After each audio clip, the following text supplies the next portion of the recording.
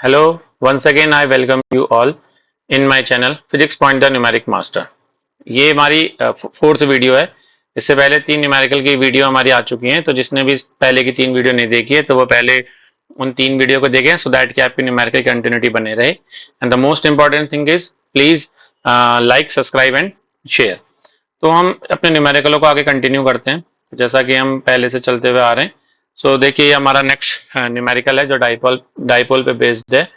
ये क्वेश्चन ये है कि एक electric dipole of length 2 centimetre is placed at an angle of 30 degree with an electric field of 2 into 10 raised to the power 5 Newton per Coulomb. If the dipole experiences a torque of 8 into 10 raised to the power minus 3 Newton meter, the magnitude of either charge of the dipole is। ये question 2023 में पूछा गया है। तो देखिए, बहुत basic सा question है। डाइपोल का जैसा आपको पता है कि डाइपोल की क्रिएशन कब होती है, जब भी दो इक्वल एंड अपोजिट चार्जेस एक दूसरे से किसी सर्टेन डिस्टेंस में रखे जाते हैं तो वो डाइपोल की क्रिएशन करते हैं। लेट्स से हमारे केस में डिस्टेंस को हम 12 मानते हैं, जैसे ही हमने इसके डेरिवेशंस किए होंगे। लाइक आप लोगों ने इसके एक्सियल और इक्वेटोरियल के डेरिवेशन किए हैं, वहां आपने डिस्टेंस को हमेशा 2l और 2a से कंसिडर किया होगा। तो उसी के अकॉर्डिंग हम डेटा को नोट कर लेते हैं। पहले देखिए, जो क्वेश्चन में हमारा 2l लेंथ गिवन है वो आपको दे रखी है 2 centimetre, means 2 into 10 raise to the power minus 2 metre. Now आपको एंगल दे रखा है, that is theta, theta equal to 30 degree. Electric field given है, electric field is 2 into 10 raise to the power 5 newton per coulomb. Torque given है, देखिए tau 8 into 10 raise to the power minus 3 newton metre. देखिए, question में जो calculate करना है वो charge calculate करना है। हमें डाइपोल और चार्ज के बीच में रिलेशन पता है, like P equal to Q into 2l। ठीक, तो चार्ज निकालने के लिए हमें डाइपोल पता होना चाहिए। ठीक है, तो इस डाइपोल को हम कैलकुलेट करेंगे with the help of torque. ठीक है, सो जो टॉर्क का फॉर्मूला होता है टा equal to P E sine theta. हम इस फॉर्मूले को अप्लाई करेंगे। Put the value of tau 8 into 10 raise to the power minus 3, P into electric field is 2 into 10 raise to the power 5 and sin theta, theta is 30 degree. So 8 into 10 raised to the power minus 3 equal to P into 2 into 10 raised to the power 5, sin 30 is half, so half 2 और 2 cancel, 10 raised to the power 5 की side change, so P equal to 8 into 10 raised to the power minus 3 into 10 to the power minus 5, so P equal to आ गया आपका 8 into 10 raised to the power minus 8। ठीक, ये हमारा P निकल गया। अब हमें पता है निकालना हमने चार्ज है, तो हमारे पास फॉर्मूला है P equal to Q into 2l। तो आपके पास P की वैल्यू हो गई 8 into 10 raise to the power minus 8 equal to Q निकालना है। 2l की वैल्यू है 2 into 10 raise to the power minus 2। Okay, now calculate Q।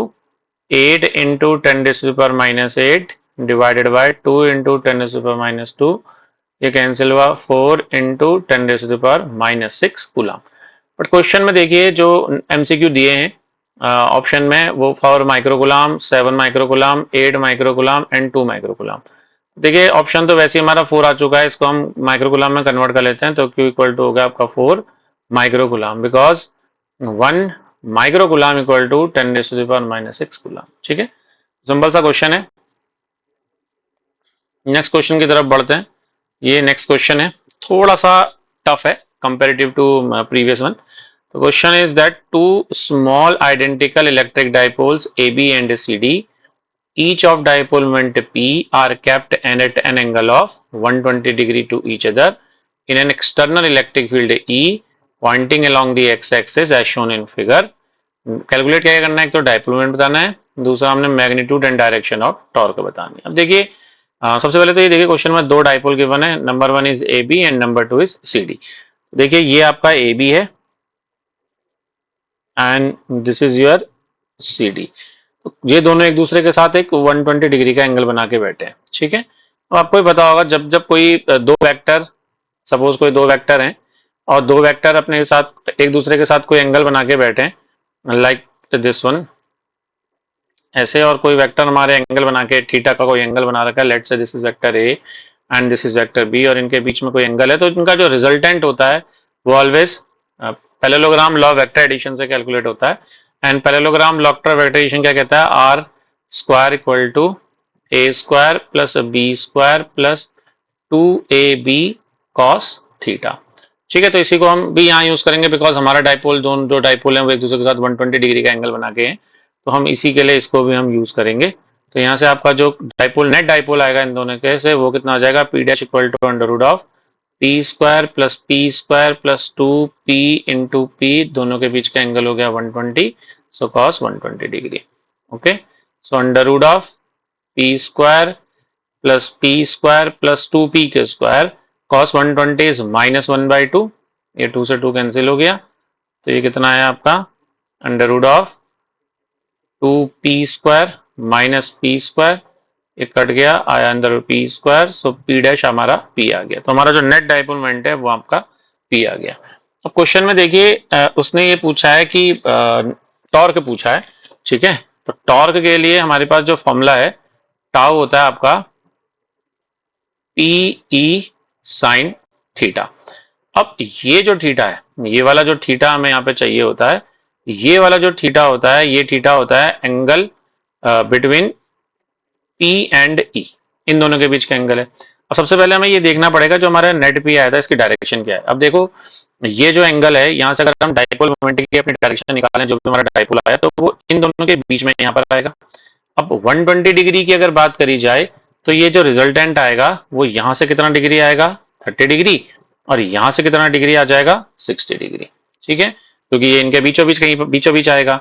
तो जो हमारा टॉर्क हो जाएगा वो कितना हो जाएगा, torque equal to P E, angle हो गया आपका दोनों के बीच का साइन 30 डिग्री। ठीक है, because this is your electric field और ये है आपका पी, तो दोनों के बीच का जो एंगल है वो यहाँ से कितना आ गया, 30 डिग्री। अब पी आपका ई रहा, ई साइन 30 इज 1/2, तो योर आंसर इज PE/2। ठीक है, तो बहुत सिंपल सा क्वेश्चन है, क्वेश्चन बहुत कॉम्प्लिकेटेड भी नहीं है, इजिली आप इसे सॉल्व कर सकते हैं। ठीक है, अब हमने नेक्स्ट क्वेश्चन की तरफ बढ़ते हैं। ये क्वेश्चन आपका 2020 में पूछा गया है। तो question is electric flux through a spherical surface shown in figure is, एक डायग्राम गिवन है, इस डायग्राम में आपको इलेक्ट्रिक फ्लक्स कैलकुलेट करना है, और ये क्वेश्चन आपका 2020 में पूछा गया है, इस पर आपको कैलकुलेट करना है। देखिए सबसे पहले फ्लक्स की डेफिनेशन आपको पता होनी चाहिए कि इलेक्ट्रिक फ्लक्स क्या कहता है। इलेक्ट्रिक फ्लक्स होता है आपका number of electric field lines passing through any surface. इसका मतलब जो भी number of electric field lines surface के अंदर से पास होंगी वो हमारे फ्लक्स को बताएंगी, और जो हमारा आउटसाइड होगा उससे हमारे फ्लक्स को कोई मतलब नहीं है। तो जब हमें इसे फ्लक्स कैलकुलेट करना है तो फ्लक्स के लिए फॉर्मूला क्या होता है, Q अपॉन एप्सिलॉन नॉट। तो पहले हमें नेट चार्ज चाहिए। नेट चार्ज अगर आप कैलकुलेट करोगे तो देखिए एक चार्ज यहाँ पर माइनस का है, एक चार्ज प्लस का है, इस वाले से हमें कोई मतलब नहीं है, तो ये वाला चार्ज आपका वैसे भी सरफेस से बाहर है, इसका कोई इंपॉर्टेंस नहीं है, ये दोनों चार्ज बच गए। तो आपका जो फाई है उसकी वैल्यू आ गई -Q1 plus Q2 divided by epsilon naught. तो ये आपका फ्लक्स का आंसर हो गया। ठीक है, बहुत सिंपल सा क्वेश्चन है, 1 मार्क्स के क्वेश्चन में आया हुआ है पहले करने के लिए। अब ऐसे ही हमारा नेक्स्ट क्वेश्चन की तरफ बढ़ते हैं। This is question number 14 again, ये आपका क्वेश्चन 2015 दिल्ली वाले में पूछा गया है।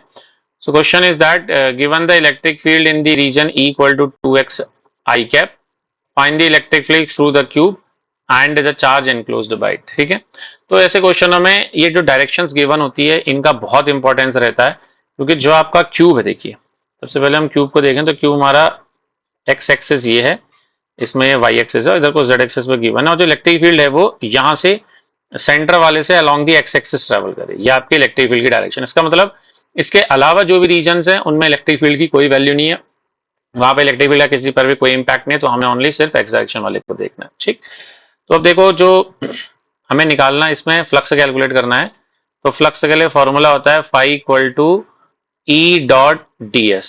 E dot ds means EDS cos theta. अब जो ये थीटा है इस वाले केस में, ये जो थीटा होता है यहाँ पर ये एंगल होता है बिटवीन E एंड ds। तो हमें ये देखना पड़ेगा कि हमारे इलेक्ट्रिक फील्ड और हमारा ds दोनों एक दूसरे के साथ कितना एंगल बना के बैठे हैं, वही एंगल हमारा थीटा के लिए, थीटा में यूज होगा अलग अलग सरफेस के लिए। ठीक, तो देखिए अगर हम दो सरफेस हमारे पास, ये हमारा लेफ्ट सरफेस है, this is our right surface. तो अगर आप लेफ्ट सरफेस की बात करोगे तो left surface because electric field के आसपास है नहीं, तो हमें जरूरत भी नहीं पड़ेगी, तो हमारा सिर्फ और सिर्फ राइट सरफेस से काम चल जाएगा। तो अगर हम फ्लक्स निकालें एट राइट सरफेस, तो आपका जो फ्लक्स आएगा राइट सरफेस कितना आ जाएगा, EDS cos। अब देखिए इसमें सबसे पहले डायरेक्शन को समझते हैं। ये आपकी इलेक्ट्रिक फील्ड है ds। जो ds होता है वो आपका एरिया कंपोनेंट होता है, always normal to the surface और away from the surface. So ये आपका ds कंपोनेंट है, दोनों सेम डायरेक्शन में है, दोनों के बीच का एंगल हो गया 0 degree, so cos 0 degree. Okay, now e is e into x। Now x क्या हो गया आपका distance from centre to that surface. So centre से लेफ्ट जो राइट वाला सरफेस है इसकी डिस्टेंस क्या होगी, जो हमारी साइड दे रखी है क्यूब की, so which is a into ds। ds is आप area of a square is side square, so that is 2a square। तो आपका जो फ्लक्स है उसका फॉर्मूला क्या आ गया, 2a क्यूब। नाउ फ्लक्स निकल गया। अब उसने साथ में हमारे से क्वेश्चन में चार्ज भी पूछा है, so phi equal to q upon epsilon naught. Okay, so q is equal to phi into epsilon naught, then phi is 2a cube epsilon naught. तो यहाँ पे q की वैल्यू आ गई 2a क्यूब एप्सिलॉन नॉट। बहुत simple सा question है, 2015 में पूछा है। Now move towards next question. देखिए ये हमारा नेक्स्ट क्वेश्चन है, ये भी 2014 में क्वेश्चन पूछा है। तो देखिए क्वेश्चन क्या कह रहा है कि consider two hollow concentric spheres S1 and S2 enclosing charges 2q 4q respectively as shown in figure. Find out the ratio of the electric flux through them. How will the electric flux through the surface S1 change if a medium of dielectric constant epsilon r is introduced in the space inside S1 in place of air, deduce the necessary expression। तो question very simple है। सबसे पहले question पहले वाले part को find out करने की कोशिश करते हैं। देखिए फर्स्ट पार्ट में बोला है find the ratio of electric flux through them. तो सबसे पहले हमारा काम क्या होगा कि हमें फ्लक्स कैलकुलेट करना पड़ेगा दोनों सरफेस के लिए। ठीक, तो फ्लक्स कैलकुलेट करने के लिए जैसे हमें फॉर्मूला पता है कि like flux is equal to q upon epsilon naught. तो सबसे पहले हमें फ्लक्स के लिए चार्ज पता होना चाहिए कि हमारा सरफेस S1 और सरफेस S2 से क्या क्या चार्ज हमारा फ्लो हो रहा है। ठीक है, तो अगर हम सरफेस S1 की बात करें, सरफेस S1 पे बात करें चार्ज की, सो चार्ज एनक्लोज्ड बाय S1 की अगर आप बात करोगे तो फर्स्ट वाले सरफेस में यही 2q का चार्ज है आपका, इस सरफेस पर रहेगा, तो इस पर आपका चार्ज होगा 2q। तो इस पर अगर हम फ्लक्स निकालें at 1, so flux is 2q upon epsilon naught. ठीक, similarly if you calculate charge enclosed by S2, then देखिए इस वाले सरफेस पर, इस वाले सरफेस को देखिए ये चार्ज और ये चार्ज दोनों का म्यूचुअल चलेगा और साथ में ऐड हो जाएंगे, तो हमारा टोटल चार्ज होगा 2q plus 4q which is 6q। Therefore flux phi2 equal to 6q upon epsilon naught. Now उसने क्वेश्चन में कैलकुलेट करने के लिए क्या बोला है, इन दोनों का ratio. So now calculate the ratio, that is phi1 over phi2 equal to 2q upon epsilon naught divided by 6q upon epsilon naught, cancel out, q cancel out, 2 3 times, so ratio is phi1 ratio phi2 equal to 1 ratio 3। ये आपके first part का answer आ गया। Now second part में कुछ नहीं करना। देखिए सेकंड पार्ट सिंपल है।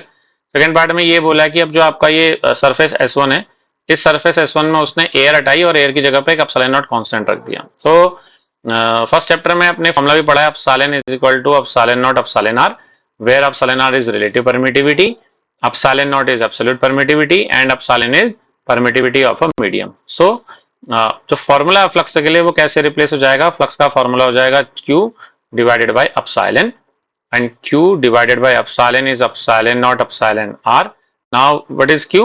Q for surface S1 is 2q, so therefore phi is 2q divided by epsilon not epsilon r। तो ये आपका नया फ्लक्स आ गया जो उसने कैलकुलेट करने के लिए बोला है व्हेन हमने चेंज कर दिया है एयर से डाइलेक्ट्रिक कांस्टेंट को एप्सिलॉन r को फॉर सरफेस S1 के लिए। ठीक है, तो ये आज के क्वेश्चन है। तो बहुत सिंपल है, क्वेश्चनों को जस्ट आराम से पढ़िए, पढ़ने के बाद उनको समझिए कि वो क्या कह रहा है, उससे रिलेटेड फॉर्मूले को लिखिए, देन देखिए किस किस वैल्यू को फाइंड आउट करना है, देन आप बहुत इजीली क्वेश्चनों को सॉल्व कर पाएंगे। ठीक है, तो इसी तरह चैनल को लाइक सब्सक्राइब एंड शेयर करते रहिए।